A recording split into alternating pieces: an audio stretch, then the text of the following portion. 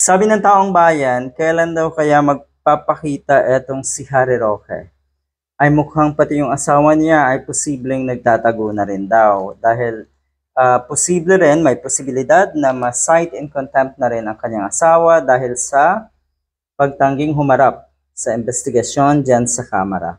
Ito po ang isa sa pinakamagandang balita ngayon, maagang pamasko sa ating lahat, na yun na nga, kakasuhan na ng qualified human trafficking etong si Harry Roque. Sunod-sunod na yan eh. Kasi yung investigasyon na yan, akala nyo talagang simple lang na investigasyon. Ano ho?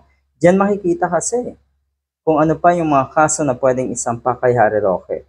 Kitang-kita kasi yung mga pagsisinungaling na itong isang ito. At yun nga, ang sabi ng isang kongresista, lahat ng ito ba ay coincidence lang? Kasi itinuturo talaga si Harry Roque na isa sa mga big player ng Pogo, ng mga illegal na Pogo. Qualified human trafficking. The likes of Kibuloy. Sila yung mga may ganitong klaseng kaso. Sasampahan po si Harry Roque ng kaso ng PO or PAOCC or Presidential Anti-Organized Crime Commission. At ito po ay non-bailable offense. So kailan ito ihahain ng PAOCC? Ngayon pong October 16, malapit na. At yan po ay isasampa sa Department of Justice. Malakas ang laban ng taong bayan dito sa kasong ito. Dahil yun nga, yung mga biktima na lang po ang isipin natin.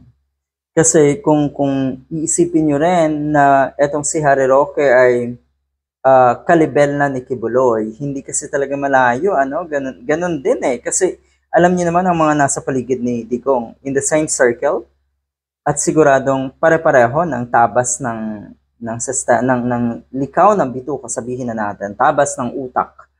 Pare-pareho ng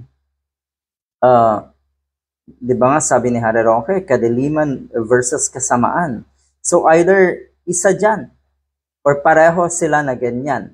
Pareho sila na nasa sistema, nasa mundo ng kasamaan at kadiliman. Saan patutungo ang kasong ito ni Harry Roque?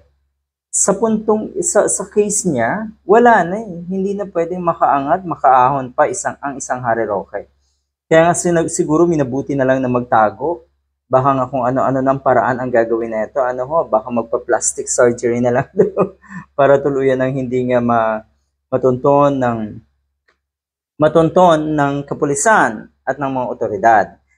Pwede rin na mag-aantay ng kung ilang taon at siguro iniisip na itong si Harry Roque na ang susunod na presidente ay pwedeng mga Duterte, isa sa mga Duterte. Kaya siguro malakas ang loob na itong damuhong ito na magtago. Meron namang means ang mga katulad niyan dahil marami na yung pera, marami na pong nakulimbat itong isang ito.